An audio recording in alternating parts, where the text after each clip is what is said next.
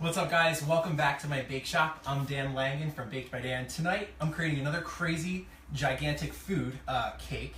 It's a huge watermelon. It's a huge watermelon slice. Watermelon are one of my favorite foods to eat, or fruits rather I should say, this time of year. So we're gonna get started.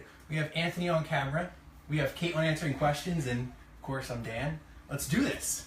So I'm gonna move this huge watermelon cake that I've already made out of the way here, but first I'll give you guys a little peek of what's to come. Move this out of the way. You're probably wondering how I arrived at this shape. Don't worry, I'm gonna show you. So what I have here is a pound cake. It's nice and cold. I took it out of the fridge. What I did was bake one 10-inch cake layer, cut it in half, and I sandwiched it together. And then I cut a flat side right here so that it would stand up flat, just like that. But to get the watermelon shape, what I want to do is take a serrated knife and just little by little leave the bottom of the cake wide, and towards the top of the cake just taper it up. So this will give me that classic, watermelon slice shape that I'm looking for. So for cakes like this that are sculpted and kind of defy gravity and bow out a little bit like this cake does, I really like to use a butter cake or a pound cake, just something that's nice and sturdy so that when it's standing up, it stays standing up. And I also really like to use ganache too. If you guys have watched me design cakes before, you've probably heard me talk about ganache. It's basically just a mixture of chocolate and heavy cream, and you mix the two together, and it makes this really strong filling or frosting that's solid at room temperature. So just with my serrated knife here, I'm just gonna keep tapering this in, and eventually I'll arrive at this tapered watermelon shape, just like that. So I could leave just like that, or I could continue to taper it up. But it's pretty simple, pretty easy. Whenever you're sculpting a cake, if the cake is cold, it'll be a lot easier. And if your knife starts to get a lot of cake or buttercream or whatever stuck to it, you just want to wash it off with some hot water, and it'll be easy peasy. So that is how I created this shape. Let me just get this out of the way, and we'll get started with the actual decoration of this one right here.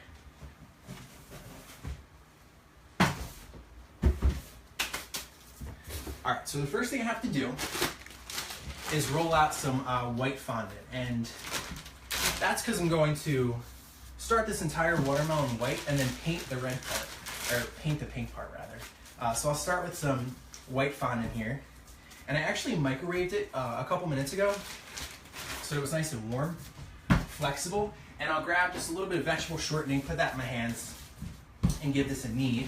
Don't forget, if you guys have questions about what I'm doing here, questions about baking or cakes, leave your questions in the comments below.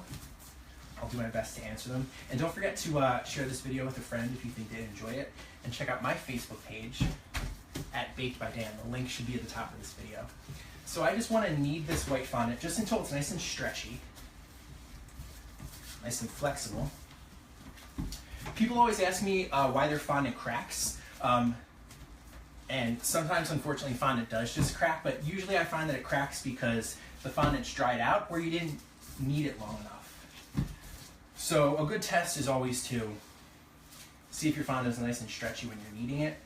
And if it is, it should be stretchy when it goes on the cake. So I'm going to grab just a little bit more, just for insurance that I have enough. That's another trick with fondant. You always want to work with a little more than you think you need, because the excess that hangs off the cake makes putting the fondant on the cake a lot easier. It's really helpful.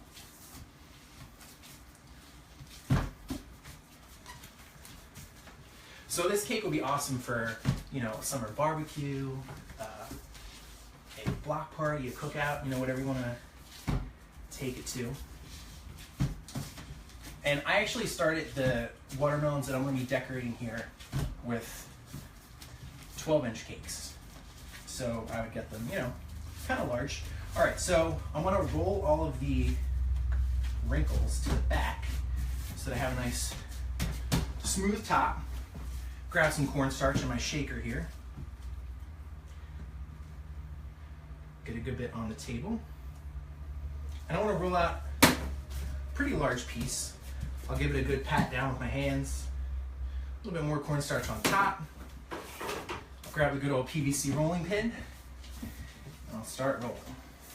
So every couple rolls, I like to turn my fondant just so it stays circular and stays nice and even as well. And as I go along, if I see any huge air bubbles, I'll just give them a pop with a little pin. I just know that this navy shirt is going to end up covered with cornstarch by the time that I'm done this, but you know, it's the price you pay for making awesome cakes, I guess. So I'll roll this until it's about, I don't know, maybe 1/8 of an inch thick, maybe a little bit thicker. That'd be all right too. So I'll grab a pin just to pop these. You can zoom in on some of this stuff if you know. If yeah, Nicolette wants to know how you keep layered cakes fresh and moist during the decorating process. Hey Nicolette, you know, that is a great question. Some people like to use simple syrup to keep their cakes fresh and moist. I don't, usually. I think the best trick is just to work quickly. So bake your cake, wrap it up as soon as it's cool, and then fill and frost it as soon as you can. If you're going to leave a cake in the refrigerator overnight, you definitely want it to be at least at the crumb coat stage, so that it's nice and airtight. So anytime you put a cake in the fridge, you want it to be frosted with some type of you know, crumb coat, ganache, or buttercream so that it's airtight. If you need to store your cakes for longer before filling and frosting them, wrapping them a couple times and then freezing them is actually a really good process, or a really good thing to do, I should say. All right, so I'm just smoothing this out. My fondant smoother. I'm gonna grab my cake. So this cake is ganached. This is the beauty of ganache. I can like handle this and hold this and really kind of hit it with some good force while I'm decorating it, and it's not gonna go anywhere. So what I wanna do, kind of away from my work surface, is just mist my cake with some vodka. And you guys know I really like to use vodka for cake decorating because it dries so quickly. So sometimes when I'm attaching fondant to a ganache cake, I like to use vegetable shortening, but the vodka is going to give a nicer hold for this cake. So basically what I'm doing is placing one side of the cake down, and then I'm just going to grab this white fondant and just wrap it up, just like that, super easy. Grab my fondant smoother, smooth this whole thing on here. And see, like I said, I have a good bit of excess, and that's perfect. It's always better to have more and be able to cut the fondant away than it is to roll it out and be like, oh no, I don't have enough. So I'll give this a good smooth from the middle out. That's going to push out any air bubbles. If I do see some air bubbles though trapped between the cake and the fondant, I'll just give them a smooth. If you guys are just joining, we are creating this gigantic watermelon cake just in time for all the summer barbecues that are coming up. Yeah, so. Shayna wants to know if you taste the vodka that you've sprayed on the cake. Shayna, no, you totally don't taste the vodka. It completely evaporates. It's not going to still be there, don't worry. So I'm just going to take a craft knife now, and what I want to do is just cut this fondant away right where this rounded area ends. So I'll start by cutting a lot of the excess away so I can see, kind of see what I'm working with. And I'll put this away for later use. You can always reuse fondant. You never want to get rid of it. As long as you put it back in its bag right away, it'll stay good. All right, so now I can kind of see the edge of this cake, and I'm just going to use my knife and just carefully run the knife along the edge of the cake and hopefully get a nice flush cut. If not, I can go back and do another pass with my craft knife. So this is kind of like, I guess, paneling the cake. Because of the shape of this watermelon, covering it in a traditional manner really wouldn't work well, so I find that this is the easiest method. So what I'm going to do here is just take my fingers, just smooth these together. I want the fondant to become pretty well attached to the ganache cake. And then what I'm going to do is just take this off, clear myself a little bit of space.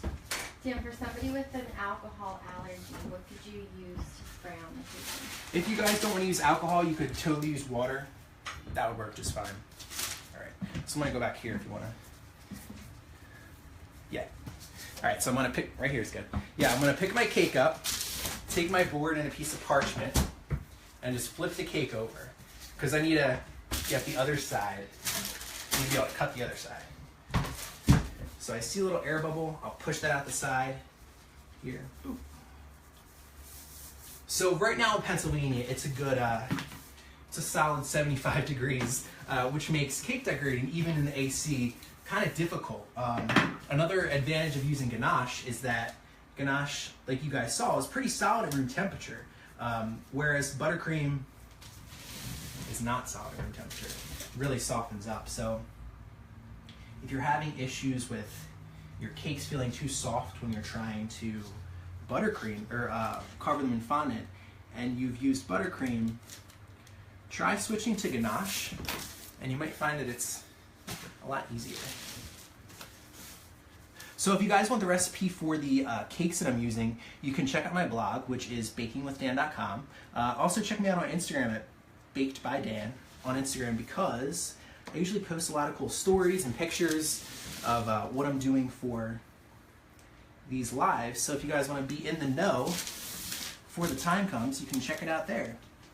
All right, so I'm just doing a couple final cuts here to get all of this white off and get it where I need it to be. Smooth this with my finger. Good. All right. So before I move on, I just want to take a pastry brush, just get rid of any of this extra cornstarch. Dan, Darla would like to know, what exactly is ganache? Darla, ganache is what is on the inside of a truffle. It's a mixture of chocolate and heavy cream. I like to use white chocolate ganache because it's not going to show through like chocolate or dark chocolate would. So to make white chocolate ganache, you're going to need a scale. The recipe is by weight. And it's 5 parts by weight of white chocolate, and then 1 part by weight of heavy cream, or whipping cream, double cream. A cream that has at least like 35% butterfat in it will work. So now I need to roll out some green fondant, and that's going to be the green skin of this watermelon. So let me just move this out of the way again. Grab my green. So I studied a watermelon pretty closely to get ready for this cake. It's really funny. Whenever I make food cakes, I always spend a good bit of time studying the fruit or vegetable that I'm turning into food.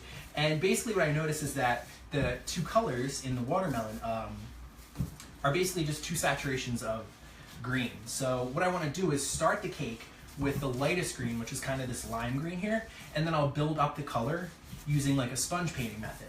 So I want to give this a good roll. Same thing, I want it to be nice and stretchy. I'll grab a little bit of shortening. So if you guys are just joining, we are creating this epic sculpted watermelon cake just in time for all those summer festivities. And what I'm doing now is kneading this green fondant for the skin of the watermelon.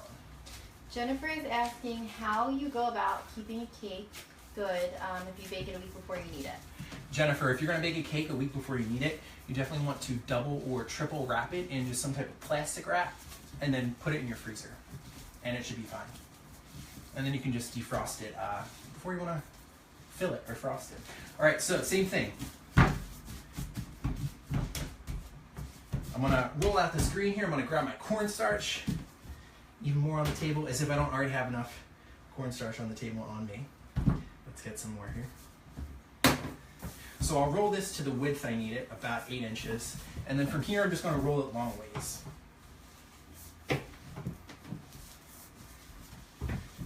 Turn that around.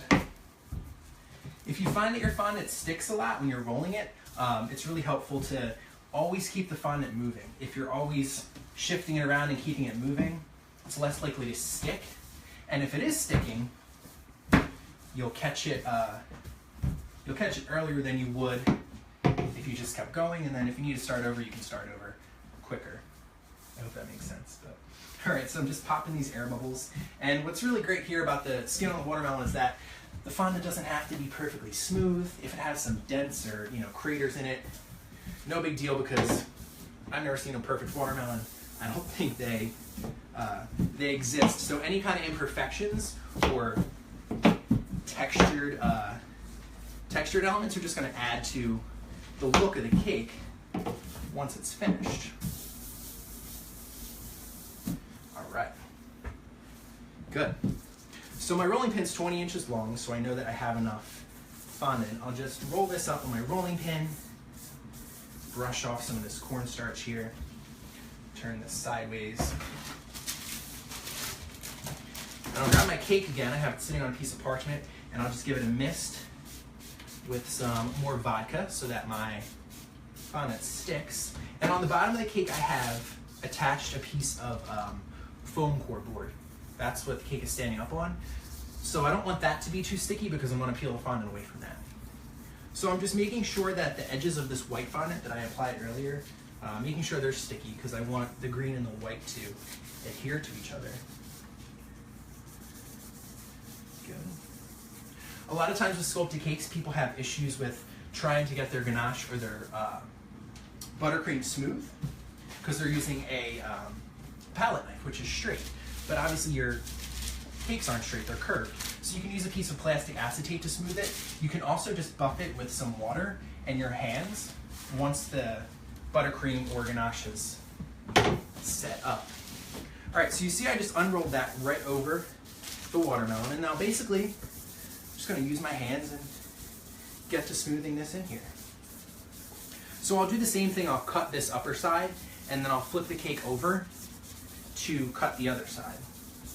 But I'm pushing specifically right along the edge here because I want to get the green fondant, that's the skin of the watermelon, and the white area, I want them to be attached really well. All right. And if I want to buff this out, I'll take a little extra piece of this fondant. You guys may have seen me do this trick before, and I'll just rub the fondant along the cake. And this will just make sure it's attached, adhered. I know I just said the skin doesn't have to be perfectly smooth, but it's not just about smoothing it, but it's also about making sure that the fondant's stuck to the cake really well, because that's really important. Good. So now what I'll do is grab a knife here and cut away a lot of this excess.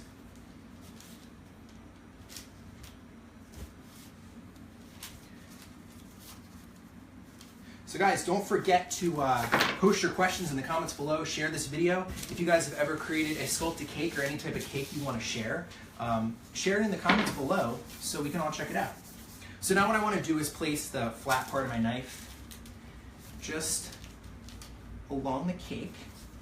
I'll start at the middle here. Make sure you guys can see this.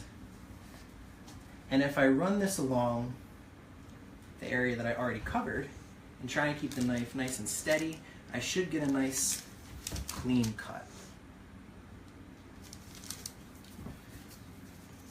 Yeah, Brandy wants to know if you have to freeze the cake after you do the ganache on it. Brandy, you don't have to freeze the cake. You can just put it in the refrigerator.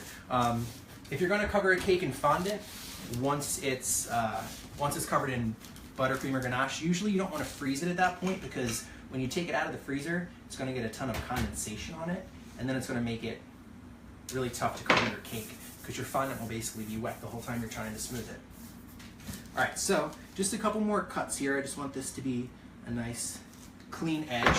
And after we get this on here, I'm going to be painting this. I'm going to show you guys a couple cool sponge painting techniques using a sea sponge and a piece of plastic wrap to get a really cool texture that I think looks pretty realistic. So I'll just smooth this with my pointer finger and thumb. Make sure it's nice and attached. And I'm going to be flipping this cake over. I'm just going to cut away a little bit of the extra. I don't want to cut all the way up against the cake because I need a little bit of overhang.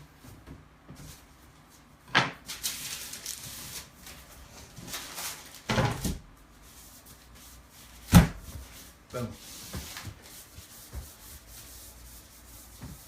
All right. So same thing, I'll smooth this side over, making sure to attach the white and the green really nicely. If they don't feel like they're attaching,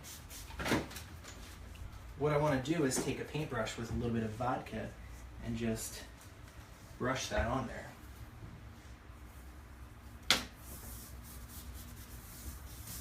Good. Give it a nice smooth with my hands. So a fondant smoother for this part, since it's rounded, wouldn't really be too helpful. So my hands are my best tool here because I can kind of conform them to the cake. So clean off my knife just so I can get a nice clean cut. I always like to use the part of the knife too that's closest to the handle. I find that that's usually sharper since, you know, for everyday cutting, you don't really use the inside of the knife. So that works really well for a process like this.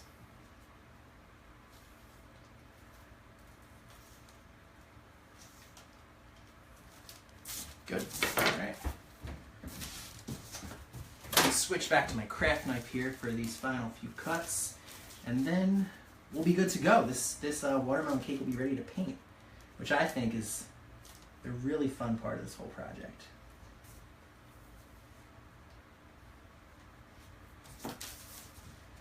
Good. Alright, yeah, so a couple people are asking if you kind of back up and you sprayed the vodka on the cake, why did you do that? Yeah, guys. So I sprayed vodka on the cake just so that the fondant would stick to the ganache. That's what I did. I like to spray either buttercream cakes or ganache cakes with vodka if I'm going to cover them in fondant, just because the vodka dries pretty quickly. So I find that I get a good good contact between the cake and the fondant. It adheres pretty quickly. All right. So one more final cut. It's all about the details here, so something like this you definitely don't want to rush through. All right, now I'll take my pointer finger, my thumb again, smooth this all together. So we have some good contact. And now I just need to cut off this piece of fondant that's on the bottom. So I'll go back to my knife here. I'll kind of find where that cardboard is and just start carefully cutting away.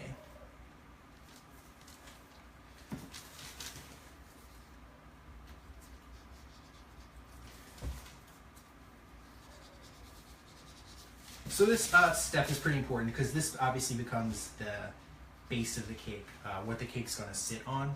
So I have to make sure that it has a good, sturdy base. Whenever I'm creating a sculpted cake, I always like to kind of overcompensate with the structure. It's always, I think, a little bit easier to overbuild your structure or overplan than it is to kind of underestimate how strong the cake may or may not be.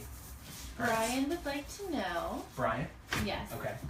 What type of paint you use when you're painting cake? Brian, so it's actually not paint, it's just food coloring.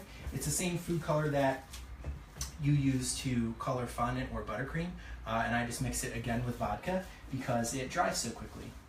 So it's not going to make your fondant really sticky and gummy like water would. Although you could use water. Alright, so now I have the cardboard exposed here. And what I want to do, is grab my paint. So I have some moss-colored food coloring, I have some vodka, and I have a little natural sea sponge. So the first thing I want to do is take some of my less saturated green, and I'm going to sponge paint all over the entire thing. This is going to give me kind of that uneven light green speckle that you see on a watermelon. I want to try and make sure I don't get any on the white section. Oops. Vodka down. All right. So I want this to be pretty irregular. It doesn't have to be perfect. Good. And then what I want to do is go back with the same green, but in a more saturated tone. So I'll get this lighter green out of the way. And I have some full strength moss green food gel here. I'll add some vodka to my plate. And I want a nice dark green.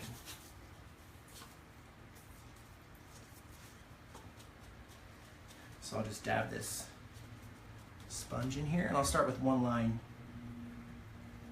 straight down the middle. Good, so that's my first line. I'll do the same thing, I'll continue that over on the other side. Let me actually move myself here so you guys probably can see me a little better. Back with my darker green.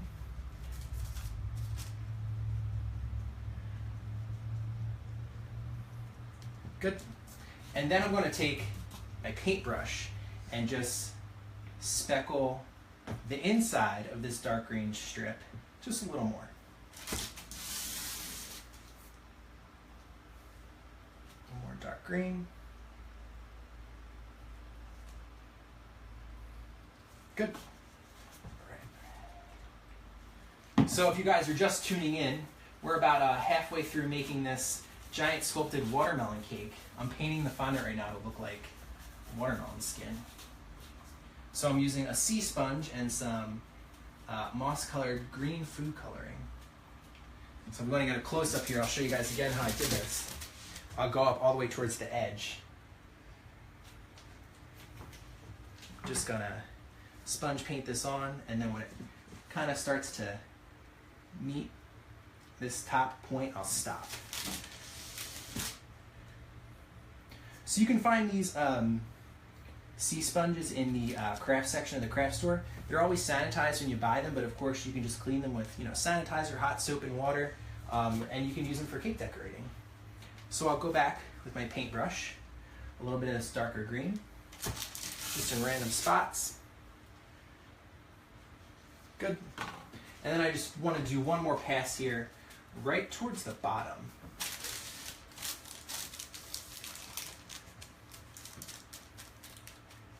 So guys, don't forget to ask your questions in the comments below, and Caitlin will let me know what your questions are, and I'll answer them for you guys. If you have questions about anything baking related, cakes, pastry, whatever you guys want to know, hit me in the comments and we'll see if we can answer them. All right, one more time, a little bit of this green on the brush. And then what I'm going to do is grab a piece of plastic wrap that I just kind of have bunched up. And then I'll go back down the middle of each of these stripes on the skin here to kind of blend in those darker green areas.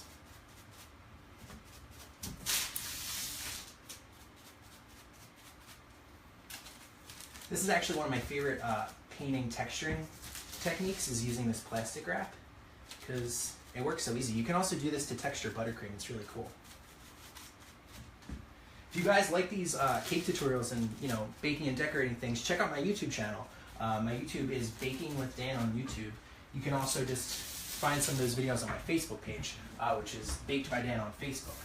All right, so now the green is pretty much done, so I'll clear this green out of the way. Any tips for making fondant taste good? Tastes good?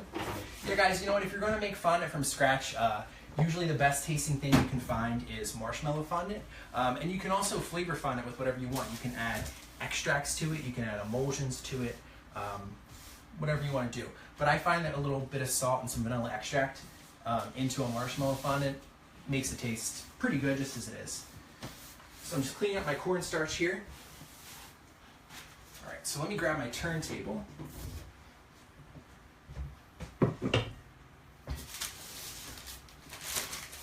Pick the cake up. Good. Just try and center that. Awesome. All right, so let me just change my gloves here. Get rid of some of this green food dye that's all over my gloves. So if you guys have an idea for a cake project that you would like to see, whether it's like a sculpted cake or a giant food cake, whatever you might want to see, let us know in the comments below, because we're always looking for ideas for the next Facebook Live. And take it from me, anytime you're painting a cake with food color or you're coloring fondant, it's always really helpful to wear gloves, because if your fingers end up watermelon green, it'll probably be like that for a couple days. So, all right. So the next thing I want to do is grab some green petal dust, and I want to kind of blend this really harsh green line between the skin and the white pulp together. So I'm just going to take a little bit of green petal dust, tap some in the cap here, and I'm just really going to lightly just brush over the spot where the two meet. So where the green and the white meets, I'm just gonna brush with a little bit of this green petal dust, and that kind of makes it a little bit less of a harsh transition. So you can find these powdered food colors in most arts and crafts stores that sell cake decorating supplies. So if you just go to the cake decorating aisle, you can find this stuff. All right, Dan, so a couple people are asking, I don't know if you know the answer to this, is it safe for children to eat after putting vodka on it? I would say yes. Yeah, guys, I would say yes, definitely. The vodka evaporates. If you don't believe me, you can pour a little bit of vodka into a plate and walk away for a couple minutes and come back, and it'll already have started evaporating. But like I said, if you don't want to use the vodka, that's just my medium of choice. You can use water, or you can use piping gel, or you can use a mixture of water and corn syrup. You could use simple syrup in a spray bottle. Anything that's going to make the surface of your cake kind of damp and sticky will work well to attach fondant to a cake. So I already, just from the parchment, I already have a little bit of texturing on this white area, which is perfect. The most challenging part for me of making this cake was just trying to get the red pulpy part of the watermelon to look realistic, because it's just such a deep colored and textured aspect of the watermelon. It was pretty challenging to replicate in cake. But I'm pretty happy with how my finished product turned out. I think it looks pretty good. All right, so I'll put this green food color away. And now what I need to do is paint on the red section of the cake. So I'm gonna get my green fondant back out.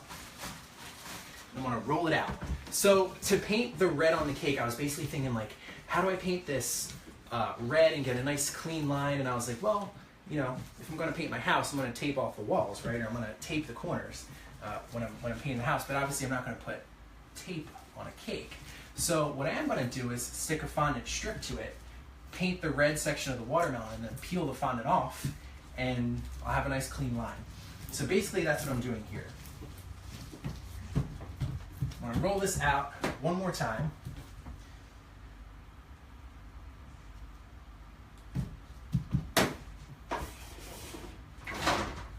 Grab a smaller rolling pin for this. And then I'm just gonna use a strip cutter to cut a strip of green fondant.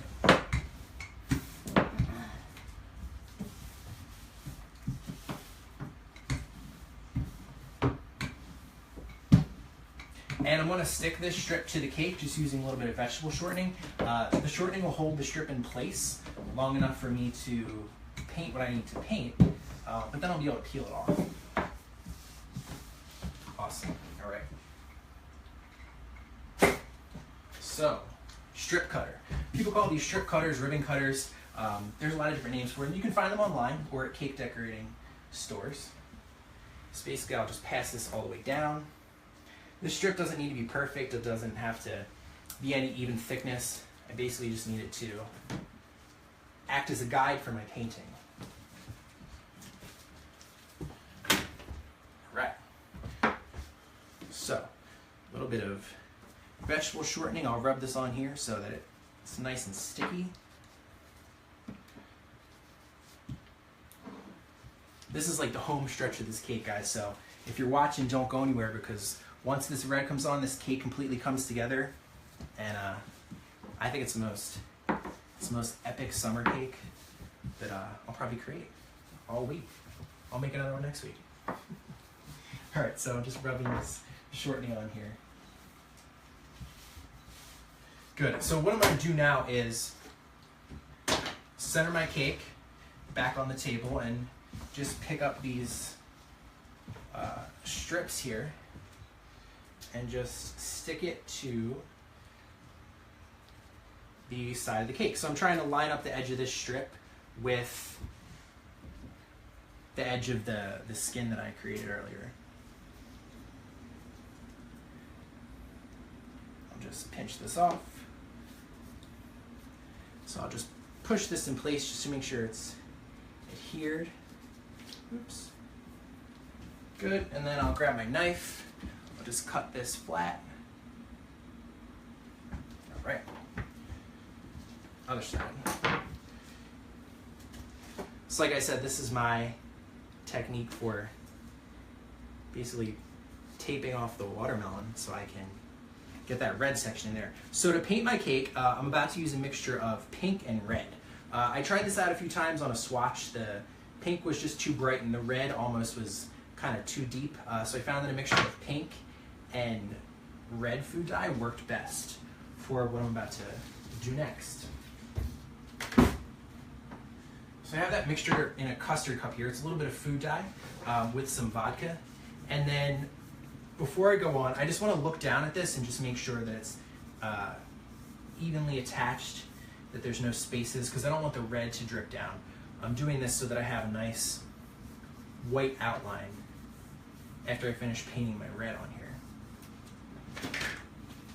All right, so I'm going to take a modeling tool and just give this a little bit of texture, just kind of nick it up a little bit, because watermelons always have that really porous, spongy looking kind of effect to them. And then whenever I cut a watermelon, it's never really sharp at the top. It's always kind of denty and spongy, and just it looks just so soft and kind of irresistible. You just want to bite into it because you just know it's going to be juicy. So I'll roll a rounded tool in a couple of areas just to insinuate where seeds will end up. So in doing this texturing before I paint it, obviously will allow the paint to gather in those areas. It'll look a little cooler, I think, once it's done. I'm going to get some more plastic wrap ready, and I'm going to grab a paper towel just in case I need it. And then starting at the top, I'm just going to start painting this on. I want to add a little more vodka to it.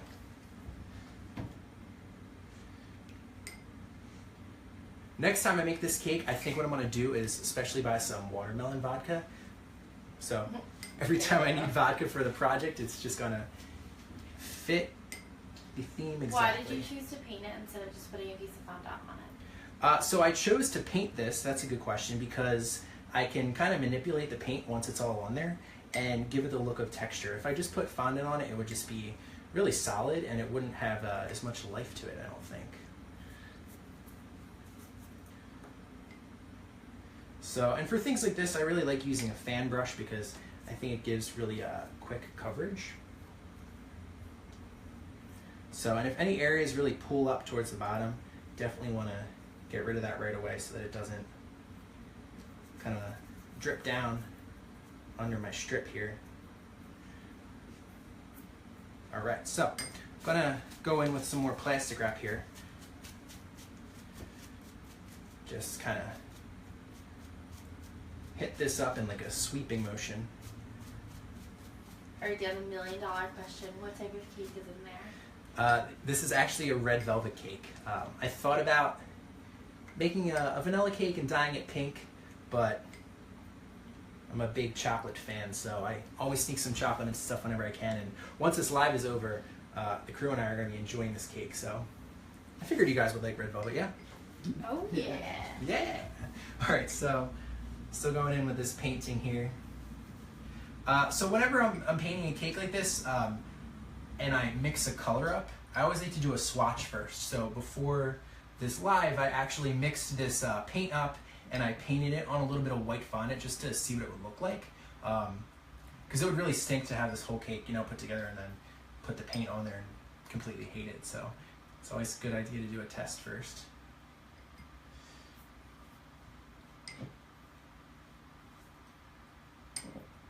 So for my seeds, I'm just going to take some little black pieces of fondant and roll them out and stick them in some of these grooves that I made. All right.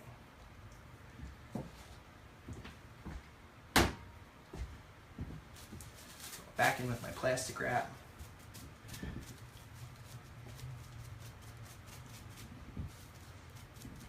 Let's give this a little bit of a dab here. So whenever you're doing this technique, you always kind of have to change the area you're using, because once it gets really loaded up with color, it doesn't work as well.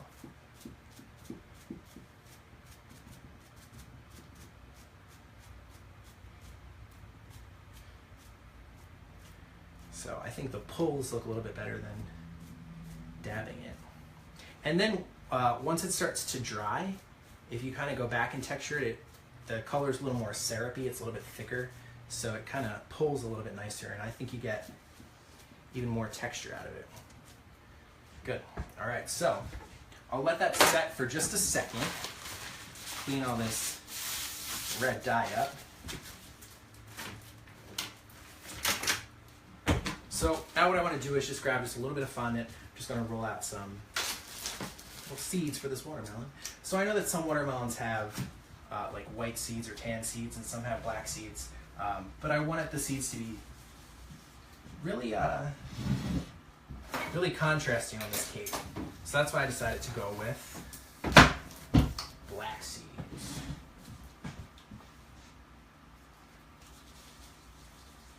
So I'll just roll some circles with the fondant. Actually gonna have to take my gloves off for this because it's impossible to do with gloves. Alright. So I'll let that dry for just a moment longer. So little bits of black fondant, just roll the circles in my hands, point the bottom, and then I'll just let them dry for just a second. Good. So a cake like this, when it's done, I would keep it in the refrigerator until I wanted to serve it, just for insurance. If I was going to travel with this cake, I definitely would keep it chilled until I was ready to leave. If you chill your cake and then you keep your cake in a brown cardboard shipping box that is specifically for cakes, it will kind of insulate the cake, and it'll be a little more insurance that your cake will travel and still be in one piece when you get wherever you're going. All right, so time for the magic here. Let's peel this green strip off. Let's see what we have. Oh yeah, it's the big reveal. It's like extreme caking. There we go. Cool. So there we go. That's how that looks. I'll take a little bit of tan colored fondant, a little bit of brown, and I'll knead it just into a circle, just like this right here. And then I'll take a texturing tool, just texture that a little bit.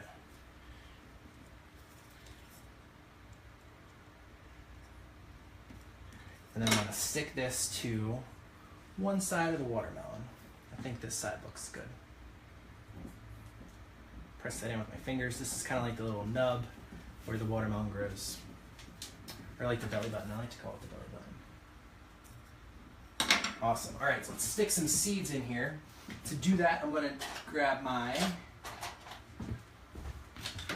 wooden sculpting tool. And I'm just going to use the rounded edge of the wooden sculpting tool and push in a little bit with a point up. And then I'll take my seeds and push those in point up.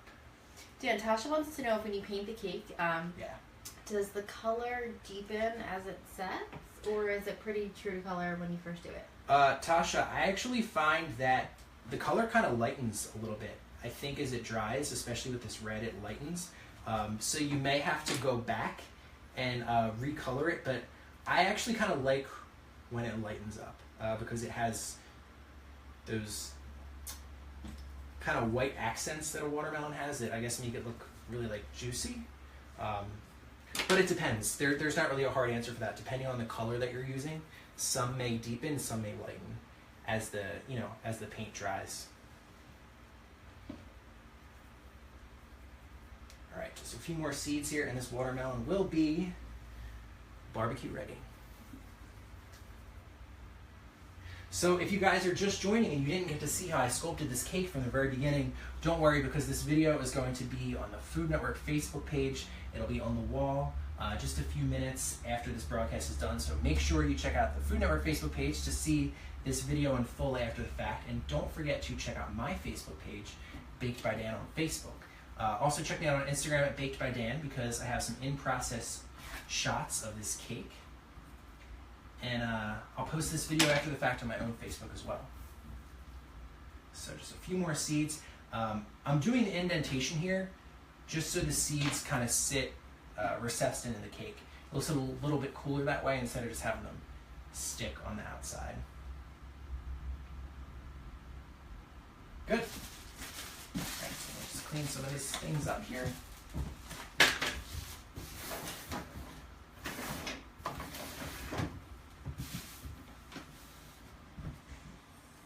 So this is how I make a giant sculpted watermelon cake just in time for summer. Let's cut this cake, right? Did all this awesome work. Let's cut it open, see how it looks. All right, it's the moment of truth. So nice big serrated knife. I'll give this a nice cut right down the center. This is gonna be one juicy slice of cake. Oh man. And then let's see. Clean my knife off here. Some paper towel, and I'll go in sideways. Make sure my slice doesn't fall off my table. Oh yeah. It's one hefty watermelon cake. So there you go. Don't forget, if you want to see how I arrived at the shape, it was actually super easy. Once this video is done, it'll be posted on the Food Network Facebook wall as well as on my own Facebook page. You can check it out there. If you guys have any questions, don't hesitate to hit me up on my Facebook, Baked by Dan. You guys have an awesome weekend. We're about to enjoy this cake, the crew and I. I'll see you guys next week.